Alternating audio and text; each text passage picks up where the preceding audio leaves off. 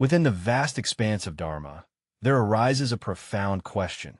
After death, what exactly undergoes rebirth? If it is said that the self undergoes rebirth, then what is this self? The Buddha, in the Agama Sutras, mentioned that the self to which sentient beings cling is like a flower in a mirror or the moon reflected on water, illusory and insubstantial. Yet, if there is no self, then what is it that transmigrates through the six realms? This issue not only concerns the great matter of life and death, but also directly points to the most fundamental enigma of human existence. In the Shurangama Sutra, the Buddha once questioned Ananda about the 7 aspects of the true mind, such as where does the mind reside, sparking profound contemplation throughout the ages. What is the essence of human beings? How should one view life and death? Is there a method to transcend birth and death? Perhaps these questions can find their answers in the ancient wisdom of the Buddha Dharma. In the serene morning of the bamboo grove, sunlight filters through the gaps between the stalks, casting dappled shadows upon ground. The Buddha sat serenely beneath an ancient Bodhi tree, his countenance peaceful and calm, as if seamlessly merging with the surrounding nature. In the distance, a Brahmin scholar named Jace, clad in plain white robes, walked slowly towards. He was a sage of the local civilization, well-versed in the 6 Vinaya treatises of the 4-part Vinaya. He frequently engaged in endless debates with various schools of thought. Yet, despite his wisdom as vast as the ocean, he found it difficult to resolve a small doubt within his heart. This doubt had weighed on his heart for many years, and now he was determined to seek guidance from the Buddha, who was revered as the Awakened One. Venerable Master Ashi, with palms joined in reverence, respectfully saluted and paid homage. As the disciple of the exalted Buddha, Master Ashi respectfully made obeisance before the Buddha. The Buddha smiled gently and gestured for him to be seated. Venerable Shakyamuni, I have a question that has troubled me for many years. Acharya spoke straightforwardly, saying that in our Brahmin tradition, it is believed that a person has an eternal and unchanging self, which persists after death, whereas the Ramas outside the teachings hold that death is like a lamp going out, and everything ceases completely. Many schools of the Sautranika contend that the essence of a person is pure consciousness, while the Abhidharma traditions assert that it originates from the combination of body and self. The endless debates among various schools cause considerable confusion. May I ask the Blessed One, what is the true nature of human beings? Is there consciousness after death? If there is reincarnation, what exactly undergoes the cycle of rebirth? The Buddha paused in silence for a moment, gazing kindly at the eager scholar thirsting for knowledge. He did not immediately answer the question, but softly asked, Dr. Asai, before asking, please tell me, who do you think you are? Dr. Ash was momentarily stunned. This seemingly simple question left him momentarily speechless. After a moment, he replied, I am Dr. Ash, a Brahmin scholar, well-versed in the scriptures and devoted to wisdom. The Buddha nodded slightly, then asked, So, what makes you know that you are Dr. Ash? This should be my memory, my thoughts, my feelings, he replied. Dr. Ash pondered and replied, I remember the scriptures I studied since childhood, the debates I had with my teachers and elders, the sunset of yesterday, and the sunrise of today. These memories and experiences, along with my thoughts and emotions, constitute my identity. Very well, the Buddha praised. Now please recall, when you were in a deep, dreamless sleep last night, what were your thoughts and feelings? Who were you at that time? Ashbas opened his mouth to speak, but then closed it again. This question indeed troubled him. During deep, dreamless sleep, he truly had no thoughts or feelings. At that time, he seemed not to exist, yet in some way he also seemed to exist. Is it difficult to answer? The Buddha smiled and said, Let us change the question. Are the you at 5 years old and the you now the same person? Dr. Asai thought for a moment and replied, In a certain sense, yes, but my body has changed completely. Cells are constantly renewed and replaced. My thoughts, knowledge, and character are vastly different from when I was 5. Yet I still feel that I am myself, experiencing a continuity of cause and effect. Then what is it that makes the 5-year-old you and the present you the same person? The Buddha inquired. Dr. Ash pondered deeply for a long time and said candidly, "This question is profound, and I am unable to provide a definite answer." The Buddha nodded in understanding, as many people were confused by this. Let us shift our perspective.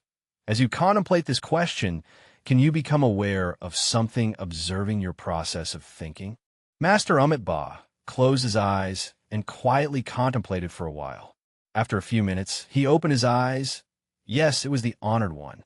When I contemplate, it appears that there's an awareness observing my thoughts, as if the thoughts are a flowing river and something stands on the riverbank watching the river. A very good analogy, the Buddha praised. Now, please observe again. When the wind moves the leaves, is it the wind that moves or the leaves that move? Physically speaking, it is the wind that causes the leaves to move, Ananda replied. From the level of consciousness, when you see external objects, is it the external objects that are moving, or is it your mind that is moving? Ananda pondered for a moment. According to our Brahmanical teaching, the mind is stirred by external objects, thereby giving rise to cognition. The Buddha smiled and explained that when you hear a bird chirping, you think it is the bird that is chirping. However, in reality, only the vibrations of sound waves enter your ears, and then your mind interprets these vibrations as the bird's call. Similarly, when you see colors, smell fragrances, touch objects, or taste flavors, all of these are your mind interpreting the world. Therefore, it is truly your mind that is in motion, not the external objects. Venerable Ananda pondered deeply. The Buddha's meaning is that what we refer to as the self is actually constituted by mental activities. We can explore this further. The Buddha said, the awareness that observes your own thoughts, mentioned just now, is it the same as the thoughts being observed? Ananda paused in contemplation and replied, no, that awareness is more like a quiet observer, while the thoughts are the objects being observed. The mind contemplates content, while the awareness observing the contemplation seems to have no content. It is purely awareness itself. The Blessed One gently nodded, and now please close your eyes, focus on observing your breath, without consciously controlling it, just observe. Dr. Ashi followed the instructions, and after a few minutes, the Buddha gently asked, what did you notice? I noticed that my breathing was sometimes fast, sometimes slow, sometimes deep, and sometimes shallow, he replied. Moreover, my attention is often interrupted by various thoughts. At times, I recall yesterday's conversation. At other times, I plan tomorrow's itinerary or worry about a certain issue. Yet each time, I become aware that my mind has wandered, and I gently bring my attention back to the breath. So, who is it that notices all this? Who knows that you have become distracted?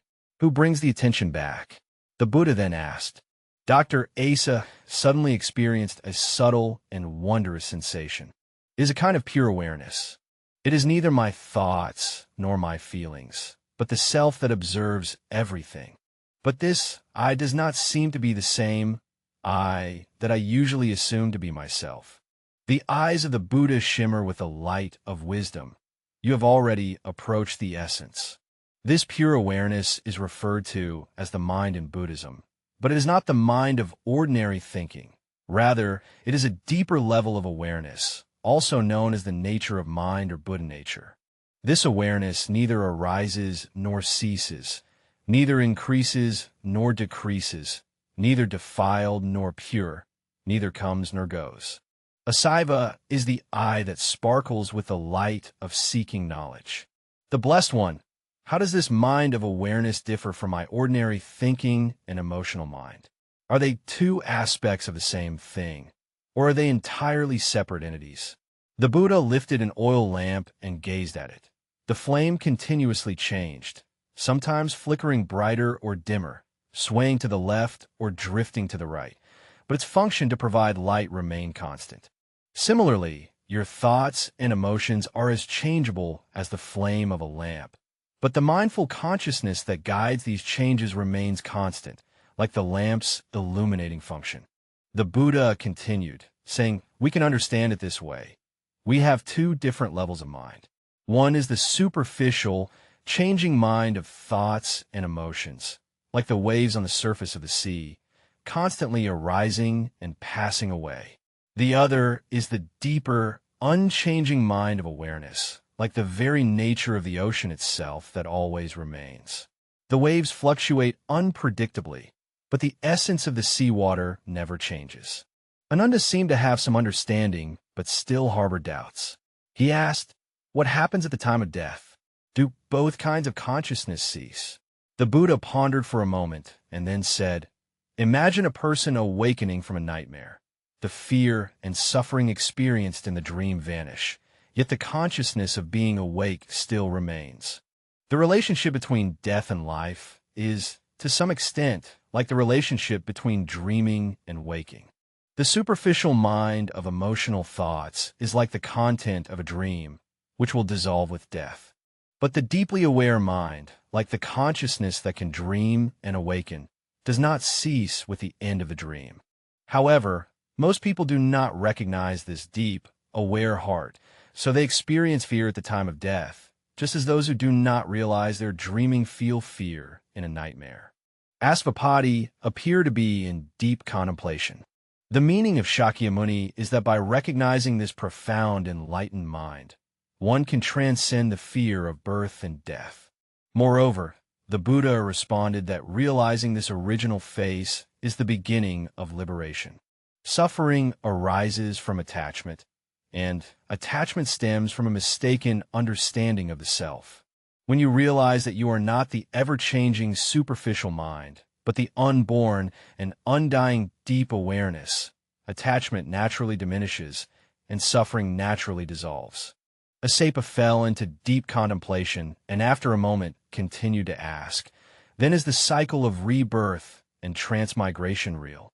If so, then what exactly is it that undergoes samsara?"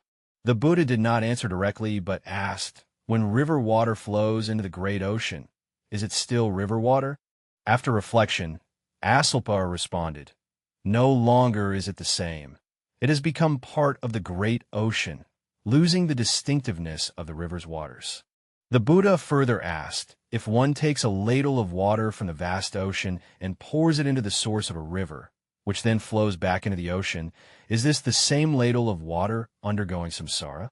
Ananda contemplated and thought, in a certain sense, yes, this ladle of water has indeed undergone a cycle from the ocean to the river and back to the ocean. But during this cycle, the ladle of water has changed and is not exactly the same as it originally was. It has merged with new sediment, encountered new environments, possibly evaporated in part, and condensed in another part. Although we call it the same ladle of water, in reality, it is no longer the same ladle of water as before. The Buddha nodded and said, "Samsara is the same. We often say that I am in samsara, but in reality, there is no fixed and unchanging self that undergoes samsara. It is like a river flowing into the ocean and then drawing water from the ocean. Although there is a certain continuity, it is no longer the same ladle of water. In Buddhism, we say there is no permanent self that undergoes reincarnation. Rather, it is merely a continuation of phenomena arising from dependent origination. Just like this oil lamp, when it lights another lamp, the flame is transmitted but not unified. The flame of the new lamp depends on the old lamp for its birth, yet it is no longer the flame of the old lamp. This is what we refer to as dependent origination and emptiness. Dr. Amitabha pondered deeply for a long time, then suddenly asked, "Oh, Shakyamuni, I have heard that you once recalled your past lives. Doesn't this imply that there is a self that continues? If there is no self who remembers past lives, and who persists through samsara?" The Buddha smiled gently. "Good question. I can recall a past life in a single thought, but this does not mean there is an eternal, unchanging self. Just as a person's memory today can include events from yesterday, yet today's self is no longer the self of yesterday. One can imagine consecutive frames of the film, each slightly different from the previous one. But when viewed together, they form a continuous story. Our existence is like this as well. Every moment is different, but because the changes are gradual, it gives the illusion of continuity. Venerable Ananda fell into deep contemplation. Bhagwan, your teachings have revealed a whole new possibility to me. Our existence seems to be far more complex than I had imagined. Are you suggesting that within the human body, there may exist two different levels of self? One is the self as we commonly perceive it, while the other is deeper and more essential in nature. The Buddha smiled as he looked at him, saying, "You have already touched upon an important truth, dependent origination. Continue to contemplate, Amitabha. What is your true self? What departs at the time of death? And what can transcend birth and death? If one can realize one's original nature, can one then break free from the bonds of samsara?" Dr. Amitabha's eyes were bright and filled with a thirst for knowledge. "Venerable Shakyamuni, please continue to enlighten me. What is the true nature of this original face? How can one come to recognize it?" The Buddha remained silent for a moment, contemplating how to express in words the truth that transcends language. From afar came the clear and crisp calls of birds, while a gentle breeze brushed the treetops, producing a soft, rustling sound. "Ananda," the Buddha finally spoke, his voice gentle yet firm. "What do you hear now?" "Bird song and the sound of the wind," he replied. "Who is hearing these sounds?" "My ears hear them, and my mind recognizes them as bird song and the sound of the wind." "What happens if you listen to these sounds without labeling them as bird song or the sound of the wind, simply listening?" Ananda closed his eyes and listened attentively. After a while, he opened his eyes. The sound still persisted, but there was no longer the thought that it was bird song or that it was a rich concept. There was only the pure auditory experience. This pure awareness, free from concepts and judgments, is one aspect of what I refer to as the original face. The Buddha said, when you do not divide yourself into the hearer and the heard, and do not divide the world into self and not self, you are approaching the truth. The Buddha picked up a fallen leaf, gently cupping it in his palm, observing the leaf. Where does it come from? Falling from the tree, the blessed one. And before that, a tree grows from a seed, and the seed comes from another tree, continuing in this cycle. Can a leaf exist independently? Cannot. It requires sunlight, moisture, air, nutrients from the soil, as well as the support of seeds, trunks, and branches. The Buddha nodded, affirming exactly so. The existence of a leaf depends on countless conditions. There is no independent self-nature of the leaf. Similarly, each of our existences depends on countless conditions. The genes from our parents, nourishment from food, the supply of air, the warmth of sunlight, and the education of society. None of these can exist independently. When we say there's no self, it does not mean that we do not exist. Rather, it means there is no independent, eternal, and unchanging self. We are the product of countless causes and conditions coming together, constantly changing and mutually dependent. This is what the Dharma describes as dependent origination, emptiness, and non-self.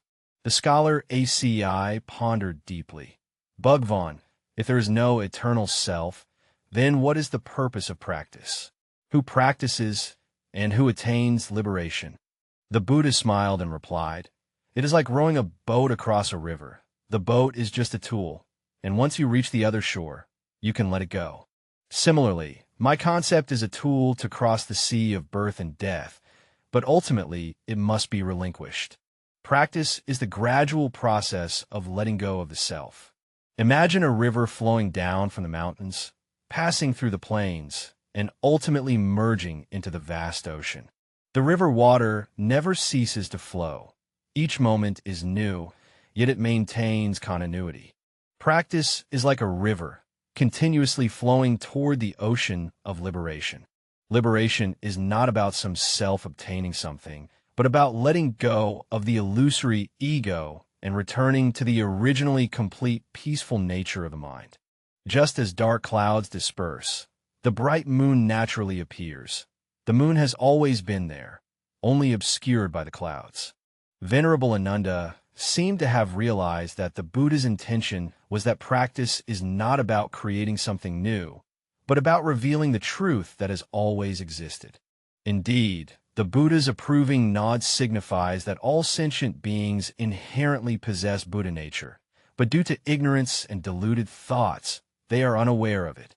Practice is to dispel the clouds of delusion and perceive one's original face. But be cautious, for even the concept of the original nature must ultimately be relinquished. Otherwise, it becomes another form of attachment. True liberation transcends all concepts. It is ineffable and can only be intuitively realized. The two sat in silence for a moment, bathed in the gentle breeze and sunlight, as the distant sound of the temple bell chimed clearly and melodiously. The Acharya suddenly thought of a question.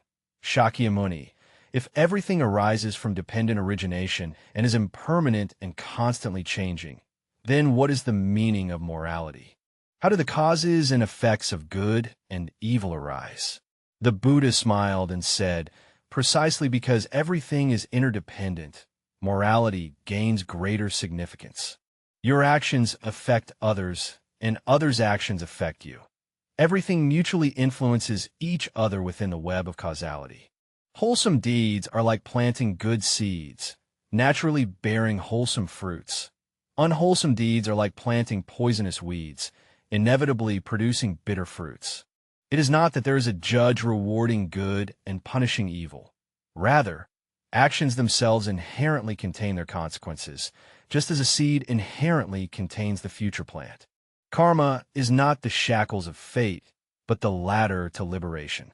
By understanding karma, we could transform our actions, plant the seeds of liberation, and ultimately transcend the bonds of cause and effect.